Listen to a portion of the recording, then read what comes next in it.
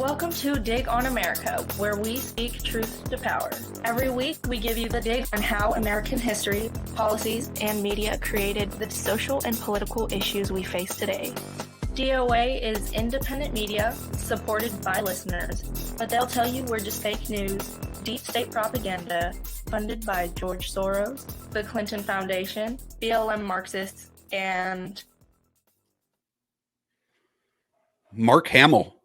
Skeletor. Again? Skeletor. And John Bonham Jones. John Bon Jovi? Okay. All right. So welcome back. John Bones Jones. John Bones Jones. Welcome back to Dig on America, everybody. I am Jason Dutch here with Big Haas. What's up, Big Haas? What's going on, y'all? How y'all doing out there? And with Mikey, the invisible. Right now, there's a woman's face where his face should be. I don't know who that is either. It is that's Bree, right? Oh, No, it starts with a I'm B. about to say, do you know her name? Yeah, it starts with a B. Can you guys name the sister show of Dig on America? Can you name the hosts? It's Jenna and all those. Yeah, I can name all those. You know this guy? Brenna. Yeah. It's Brenna, Wayneinator, Brenna, Cortez, Jartan, Mikey, and whoever's behind you. There's two more people that are part of the Bin family. Oh, Tim Prescott Bristol. And Ted Theodore Logan. Yeah. And Screech Powers. My 8th grade social studies teacher, Mr. Humble. taught me things that turns out after doing my own research wasn't exactly the whole story. And this week, our history topic we'll dive into is that of Westward Expansion. So history books describe the period of Westward Expansion as 19th century movement of settlers into the American West, beginning with the Louisiana Purchase and fueled by the Gold Rush, the Oregon Trail, which became a famous video game where everyone died, and a belief in manifest destiny, ushered in by Clint Eastwood, John Wayne, and the rest of the rugged cowboys, train robbers, and moonshine peddlers, as heroic white men battled savage natives who had the sole goal of stopping the establishment of freedom from coast to coast. Come on, Sitting Bull, you didn't know it meant freedom for you guys too? In 1803, President Thomas Jefferson purchased the territory of Louisiana from the French for $15 paltry million. The Louisiana Purchase stretched from the Mississippi River to the Rocky Mountains and from Canada to New Orleans, and it doubled the size of the U.S. To Jefferson, westward expansion was the key to the nation's health. He believed that a republic depended on an independent, virtuous citizenry for its survival, and that independence and virtue went hand in hand with land ownership, especially the ownership of small farms. He said famously, "Those who labor in the earth are the chosen people of God." In order to provide enough land to sustain this ideal population of virtuous yeomen, the United States would have to continue to expand. This westward expansion is often referred to in textbooks as Jefferson's, quote, empire of liberty. Okay, so now let's get into some real history. Following a trail blazed by Lewis and Clark in 1804, most people had left their homes in the East in search of economic opportunity, or a lot of people left their homes in the East in search of economic opportunity. Like Jefferson, many of these pioneers associated Western migration, land ownership, and farming with freedom. In Europe, large numbers of factory workers formed a dependent and seemingly permanent working class. By contrast, in the United States, the Western frontier offered those possibilities of independence and upward mobility for everyone. Everyone, however, being a very, very interesting term. Are you? I don't know what's next. The next paragraph is, but does it have to do with natives? No. So I have a small vignette. I would love to give the listener your vignette, your vinaigrette and balsamic. I've got a balsamic vinaigrette for you. Because I'm a gamer, I'm an Xbox kid, right? And one of my favorite games to play back in the day on the Xbox 360 was Mass Effect 3. Can you please stop putting comments up while I'm talking? Thank you. It's very distracting. Where's the Mikey explosion comment at again? On here we go. Fucking hell, man. But anyway, Mass Effect 3. And the good thing about Mass Effect 3 was it was a very nerdy game, right? So you didn't get the same old like 12-year-olds, oh, you pussy motherfucker. Like you didn't have to deal with like the toxic COD crowd or the fucking teabagging from the Halo crowd. Call of Duty. It's called COD. Yeah, I know what you're. I know what it is. I'm aware of it, but I've never heard of it called that before. Well, the COD peoples are very toxic. Like whenever people like ask me like, oh, well, I think racism is over. I'm like, go into any Call of Duty lobby right now and turn your microphone on. Say 2 words and you will know that racism is alive and well in this country. but Mass Effect is so much nerdier and it's harder. It's not a first-person shooter; it's a third-person, so it's over the shoulder. It's a very kind of different game. And on that game, you find either super meta, gamey, nerdy kind of guys, or you find just ultimately just very interesting people. And I met one of my buddies. His name is Twisted Curses. I'm not going to give out his full government, but he I've known that guy for almost 10, 12 years now. And we still talk probably once every couple months or something like that. But he is a Lakota Sioux, born on the reservation, the whole thing. So when stuff would happen, or like when Standing Rock or any of that stuff, and hey man, tell me about this, tell me about that, and he was like my inside guy because like I know of Native Americans, but I didn't know any of them. I wasn't friends with any of them, right? The shit that he told me that I didn't learn from Mr. Humble about how the Lakota Sioux and Sitting Bull and Crazy Horse and all of those different tribes and how they were literally minding their own fucking business, and white people started putting farms on land that didn't belong to anyone as far as they were concerned, because that's not how they got down. And the U.S. government made all of their I want to say chieftains, but I think it's just chiefs. It made all their chiefs enemies of the state. So there's Lakota, Dakota, and Nakota Sioux Indians, and North Dakota and South Dakota are named after those native tribes. Those places, the Lakota, Nakota, and Dakota, those were places that Sitting Bull would drop off the elderly and the young, because the U.S. government was trying to actively find and kill him as an enemy of the state. So for him being a Lakota Sioux, it was so eye-opening for me, because I had no idea that the reason that there was, I heard of some of that stuff, but I know the name of like a couple of, he's like, yeah, the reason that we're all up here and that we're all separated from where we first were was because the American government was actively trying to kill us. They were actively trying to hunt us down and murder all of us. And I want to say, Twisted Curses, thank you. Thank you for insight and a worldview that I would have never gained unless I had fucking got an Xbox 360 and started playing Mass Effect and ran into on a lobby. So thank you for my little vignette on the dig. Only took 12 years for it to come to fruition. Well, there you go. And that allows me to skip a paragraph, which is even better. So again, we were talking about the idea of westward expansion being the idea of upward mobility and independence for all.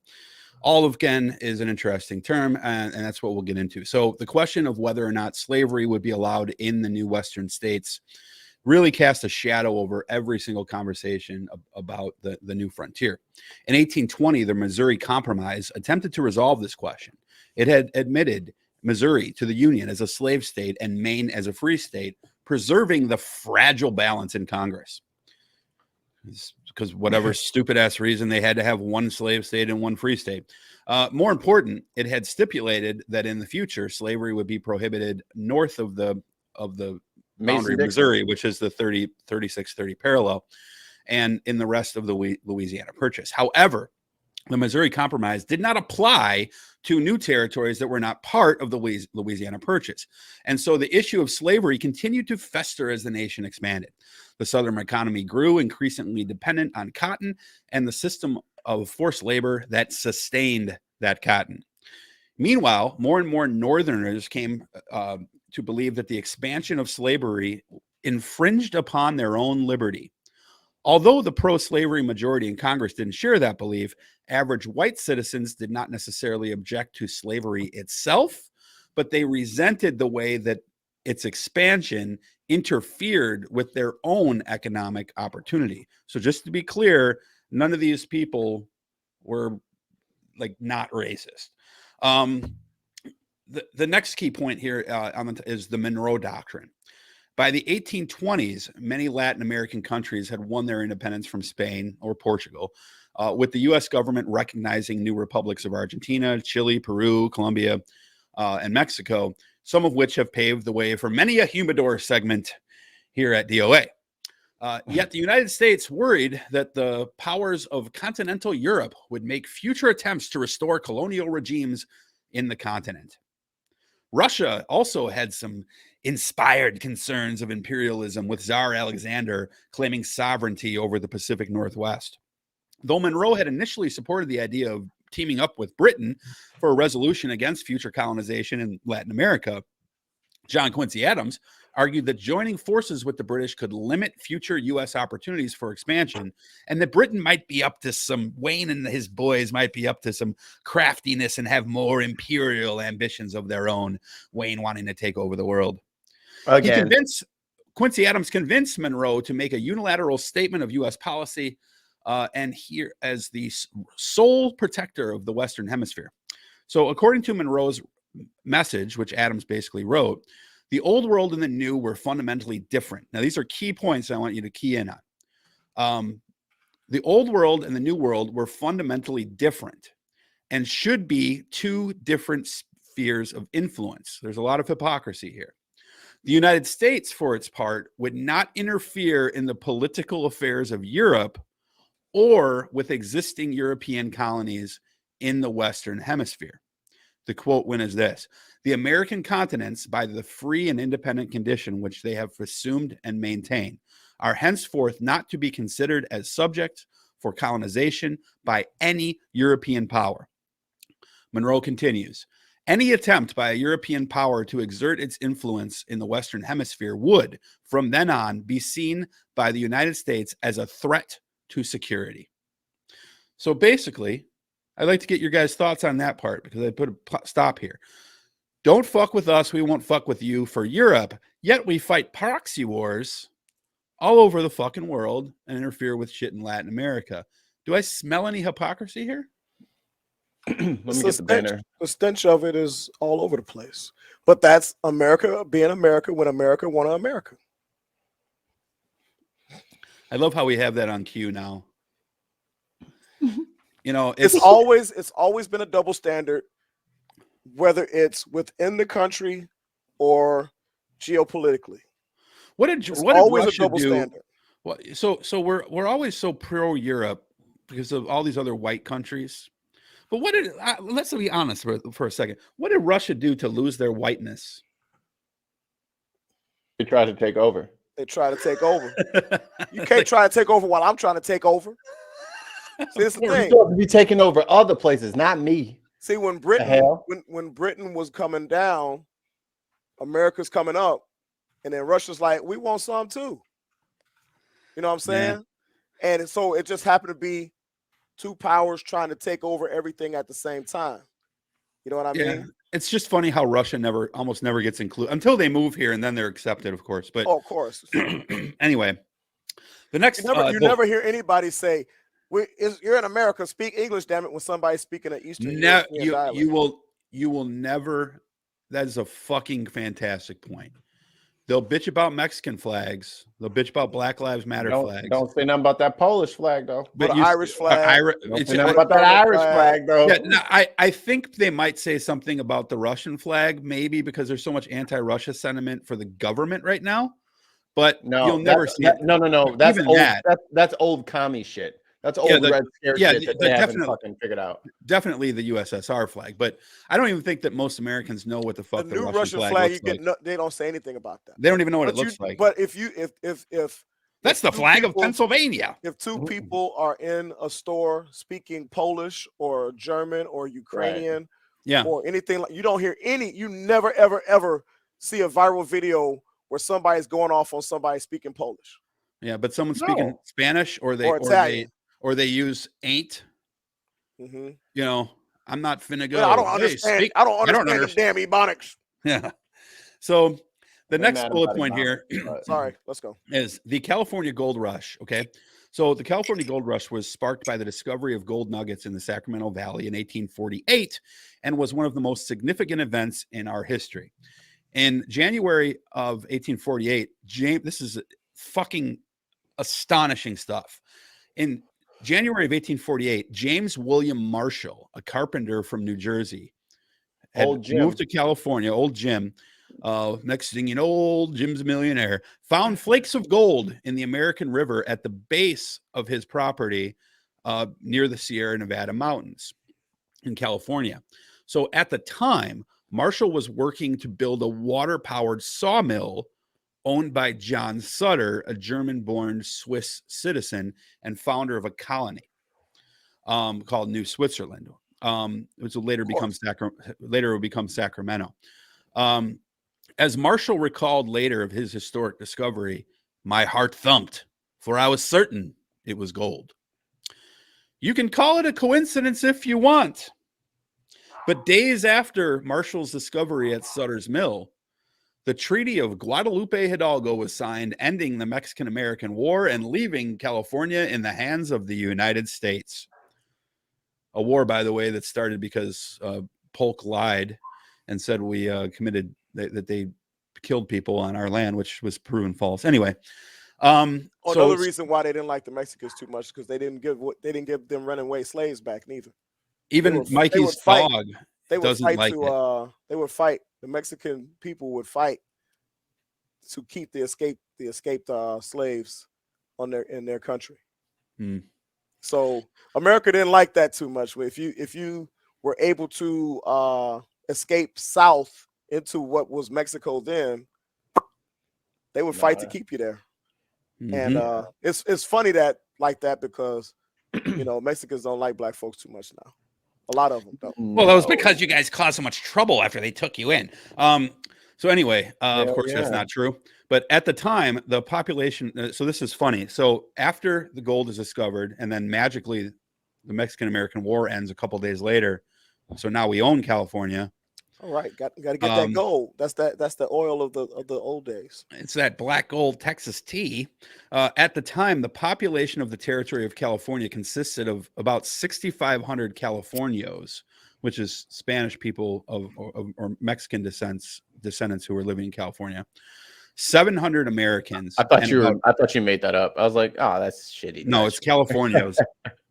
And 100. So there were 6,500 former Mexicans who were basically, I don't know if you call it repatriated, but like patriated by the United States. 700 white Americans and 1,500 Native Americans, which, by the way, was about half as many as had been there when settlers arrived in the 1700s. So we had killed the rest off. So Sutter, in fact, by the way, another sidebar point, had enslaved hundreds, if not thousands, of Native Americans and used them as a free source of labor and a makeshift militia to defend this gold that he found in the lake. So anyway, as news spread of the discovery, thousands of prospective gold miners traveled to San Francisco and the surrounding area. And by the end of 1849, the non-native or white population of the area grew from that aforementioned 700 to 100,000. And one of whom I think was Nancy Pelosi moved there around that time and extracted nearly 1 million pounds of gold worth $2 billion from the region. This is, by the way, 1849, where the name of the San Francisco 49ers football team comes from, and my favorite pancake, the 49er flapjack from the original Pancake House. Anyway, which brings us to the final piece of Westward Expansion, and encompassing the entire timeline we've just discussed. So in order for all of this expansion, this is kind of the key here, to take place, depended not on the rugged individualism, as we like to believe, but on the federal government as its socialist-like assistance paved the way. That's not happening. Not only did the federal government clear out all of the Native Americans who already occupied the land America expanded to, the government also passed the laws that spawned the homesteading and funded the railroads that enabled supplies to move east to west and back. We have a different video on this, so we've covered this more in depth, this particular piece, and I'll post a link to it in the show notes. Without railroads, life in the West could not be profitable in the new industrialized world. Without driving Native Americans off their lands, we could not extract the iron and gold and other minerals and the lumber needed to drive industry. A general in the Union Army named Philip Sheridan torched Native villages, killed the horses they had just traded to them, and killed buffalo to near extinction, which is, you know, they depended on the buffalo and sort of were transient and followed them around. And Killed I think buffalo. there's a Sheridan Street in Illinois. I'm not sure if it's the same Sheridan, but I'm not sure if it's the same one either, but yeah, it probably is. Most of our streets in Chicagoland are named after settlers. I thought it was because there was a that was where the original Sheridan Hotel was at, but I could be wrong. Anyway, well, Sheridan Hotels are spelled with a T. No, Sheridan Hotels is not spelled with a T. Is it? S-H-E-R-E-T-O-N. It's T-O-N, not D-O-N. Yeah. Okay. Anyway, D-A-N. All right. So that shows what I know. Not much when it comes to hotel history. So anyway, despite the valiant efforts of Little Bighorn, which is what General Custer's famous for, and Geronimo's valiant fights, all of the Native Americans were pushed onto reservations by around 1890. So again, the government did this, right? The government built the railroads and then gave them to private industry. So basically that was corporate welfare. The government cleared out the Native Americans. And of course, they did so because we needed that land for something else. And another interesting sidebar that Mikey's friend probably knows about was the Bureau of Indian Affairs, which forcibly removed Native children from their families, the original separating kids from their families, boarding to civilize them at boarding schools. So after the Civil War, Republicans controlled the Congress because all the Democrats were part of the Confederacy. So the Homestead Act, which I'm sure when I get done here in one paragraph, Haas is going to take the mic. The Homestead Act of 1862 granted approximately 160 acres of free land to settlers who agreed to farm it and gave away over 1.6 million claims. How much land was given away in the Homestead Act, you might ask? How much, might I ask? About 10 to 12% of the total land in the United States. Right. This was referred to as, go in a second because I'm almost done. This was referred to as economic nationalism, which was meant to expand the economy. So it was a stimulus package. Okay. By the way, as I close here, I know I mentioned cowboys in the opener. Cowboys, not really a thing. In fact, it was pioneer women who did most of the work on family-run farms that produced beef, wheat, and corn. So there is today's dig, and I open the floor for discussion. I want to start with Big House. I got three things. In a reference to the Homestead Act, number one, it excluded black people, of course, almost exclusively. What? Oh yeah, you can't have no. America's not racist. And then number two, okay, I don't know the exact number, so I'm just going to say a predominant percentage of people today still have land. Do you want me to look up something? I can look up something. No, it's fine. Let's just say a very large percentage of people today still have land that was bequeathed to them by the U.S. government, that was bequeathed to their family by the U.S. government. Yeah, and a lot of those, and let's be clear, almost all of that land was government. Quote, first of all, the government never owned it; they just took it, right? Right. But they gave it away for free. Yep. So that's the key point here: is that people say hard work shall set you free. Sure, if you get 160 free fucking acres, now that doesn't mean it wasn't hard to work it. I get that, right? It's the access to opportunity to work it, though. I found the numbers. I found the numbers that you're looking for. So 93 million is the estimated number of homesteader descendants alive today. 270 million is the total number of acres distributed by the Homestead Act. So they gave out 270 million acres of land. Yep. Yeah, awesome. And like I said, that's about 10 to 12% of the total land mass of the United States that was given away. And a lot of that land, some of those small farms kind of got choked out by bigger farms. So it created a lot of mega farms, which now, of course, continue to choke out small farmers. Yep. So all of this capitalism started with socialist policy. Shh. Don't say that. The railroads. Don't say the S word. No. The railroads were private businesses. Then the government came and built rails for them. These people came here with nothing. Nothing. They could even speak the language. The shirt on their back. That's it. People forget they came here with nothing because they heard they were going to be given 160 freaking acres. Yeah. And like a lot of these people were immigrants from like Germany and stuff like that. So there's a lot of Dutch people. A lot of Dutch. Like to leave that out. There might be a Dutchman. He said a Dutchman. But let me be very clear though here. So when these people came here, they were fed a story. And the story was, not everyone, but a lot of these people were naive.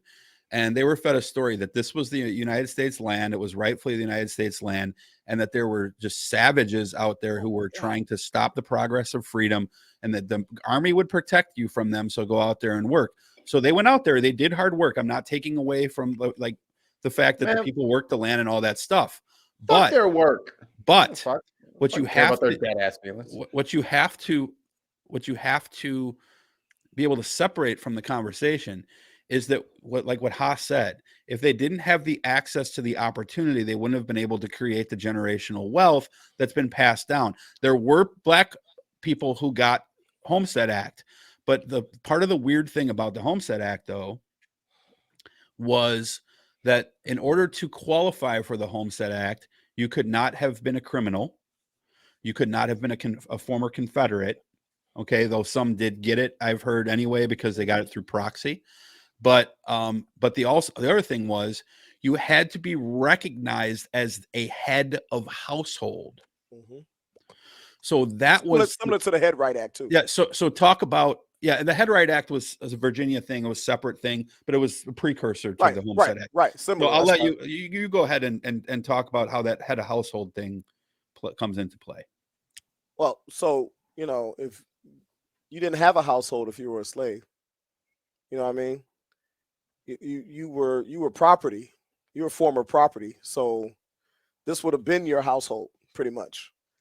You know what I mean? And it's just the fact that, for me, what resonates for me as it applies to today is so many people talk about bootstraps, but this country was built upon not necessarily pulling yourself up by your bootstraps. Yes, you like you say, you have to work hard when you get the opportunity, but it was the systemic segregation of access to opportunity.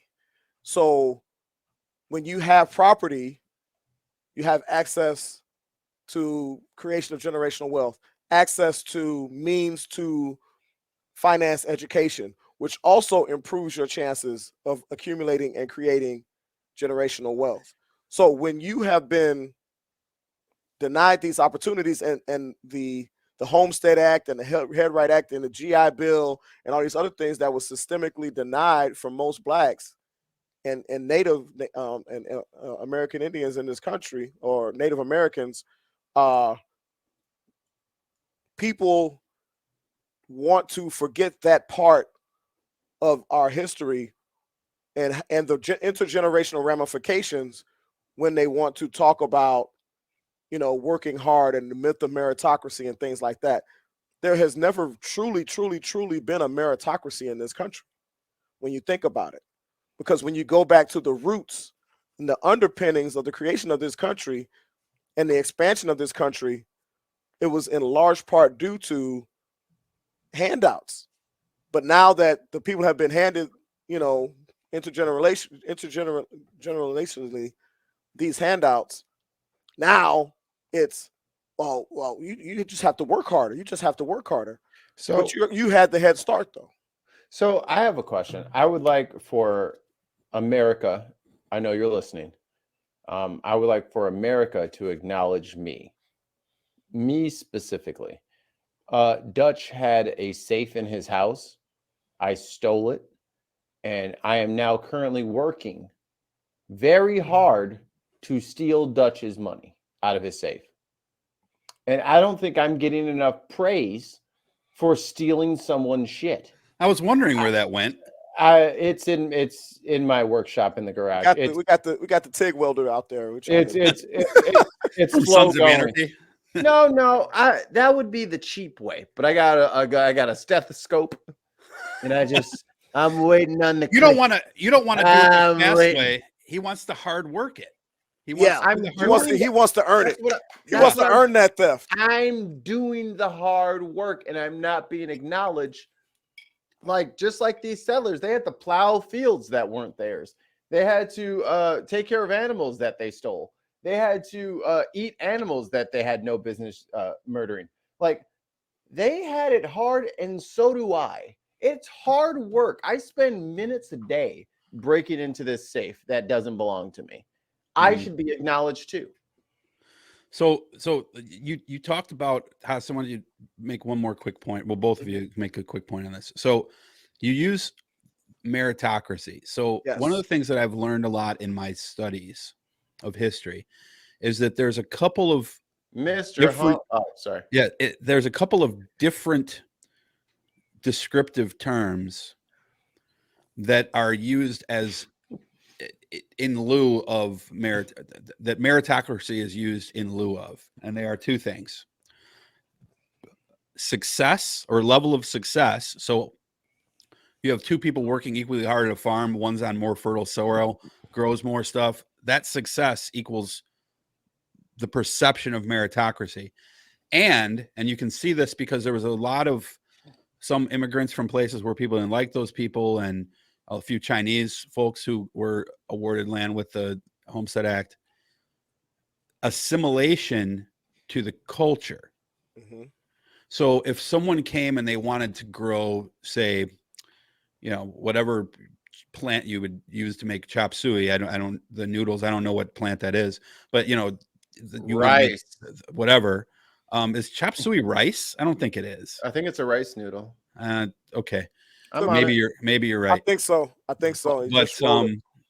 But each one individually, that's hard work.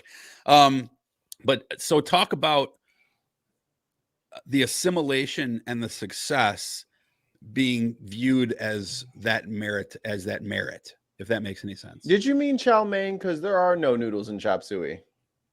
Yeah, I did mean chow mein, yes. Okay. Yeah. Well, I mean, I love fucking chow mein, by the way. Chow mein is that shit. I think of it like this. Based on how the efforts made in this country, especially to demonize people of higher melanin content, almost completely, no matter what assimilation might be or might mean, there's always this precursor first. You know what I mean? There's always this precursor first. I mean, if I had $1 for every time I heard, oh yeah, in reference to me, he seems nice and everything, but he's still a, You know what he is. And real quick, despite the differences, chow mein and lo mein dishes are both made with Chinese egg noodles, which are wheat flour noodles with egg added. So it's wheat and egg. Sorry. I love that we have the Google Mikey Famine research machine down there. The Googler. With the lighted keyboard. They call me the Googler. So he's going to Google AOC when they get together. No, she missed her boat, man. She missed her chance. It's over. So we're done. Well, I say all of that. I say that to say this. When you are thought of down. Sorry. Stop calling me AOC. When you're thought of by a lot of people as the demonized version of yourself based on this, it's harder to achieve those rings of success because there are those who will still restrict your access to opportunity.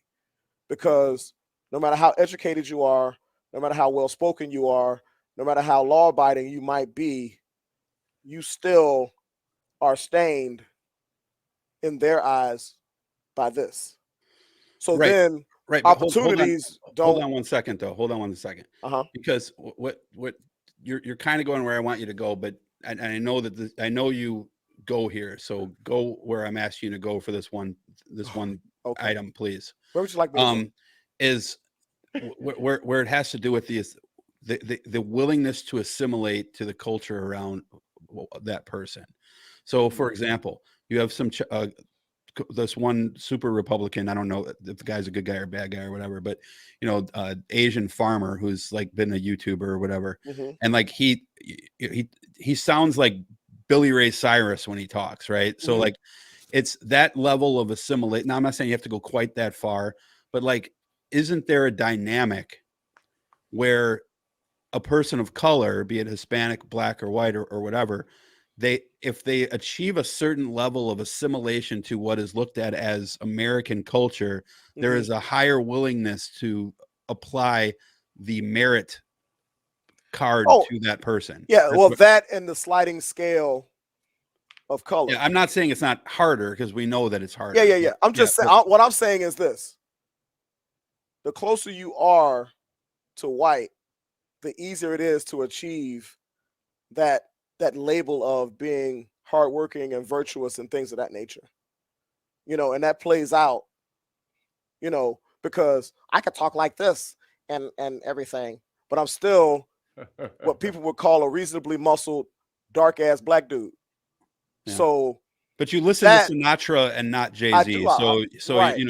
But still, so you're better. But still, it's like he's one of the good ones, but he might show his true color. He might show his true colors at any point. And study after study after study has shown that the bigger or taller and darker a person is, the more negative attributes are just aspersions are put on them. So when we're talking about Asians and especially lighter Hispanics and things like that, their path is a little bit easier because they're really light, so they might have more white traits. Well, and Asians are, and this is not a knock on Asians, but Asians are taught that when they come here, they should assimilate. But I think assimilation is bullshit. Assimilate to what? It's not American culture, because American culture is made up of a diaspora. It's white culture. That's but what also, it is. Right. Also, but that's remember this.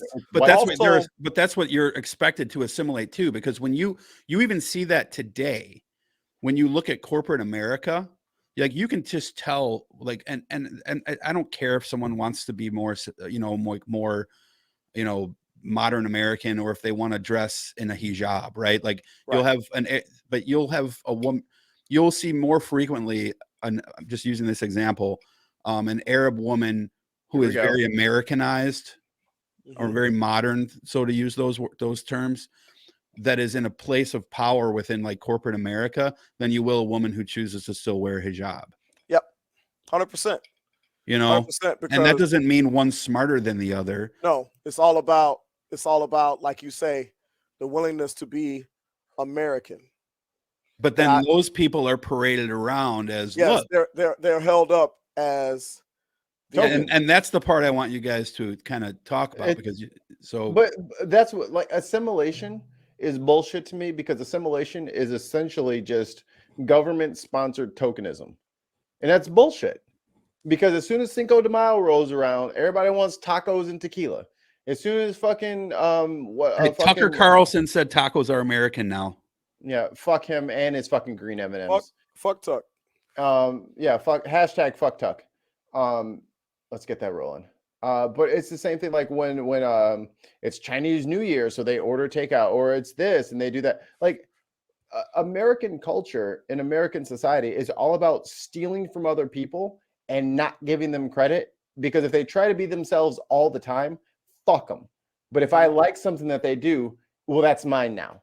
That's part of it. And that, like, when you said manifest destiny, I was in the potty. Sorry, it was a long show today. But it's the same. Manifest destiny is the same thing that American culture does now. That's why we have a bunch of fucking weirdo, fucking face tattooed white kids claiming that hip hop is theirs. Island boy, I'm an island boy. Yeah, wait, hip hop is mine. Sure, it is. Keep telling yourself that, boatman. Third base. It's part of American culture, and we still see the remnants of it today. And I'm sorry, white people, it's American white culture, because black people don't run around just taking Chinese food and saying, nah, this is the best. No, we go to the Chinese dude, and the Chinese dude hook up the shit. That shit is flame. And we let them keep their culture. We let them keep their shit. And we're just lucky. We feel lucky to have it. But man, let me tell you something. Whenever the white population gets a hold of something, now it's American. Mm-hmm. Now it's ours, and now it's part of the diaspora. And now it can be part of the whole thing. Yeah. That's not how it works. People should be able to preserve and maintain ownership of their own cultures without getting the fucking go ahead from the white overlords. That's not how any of this shit works. Think about it, because it wasn't too long ago that they were, burning or, destroying rap music. Destroying, and there was an active campaign for a while to try to stamp out the genre.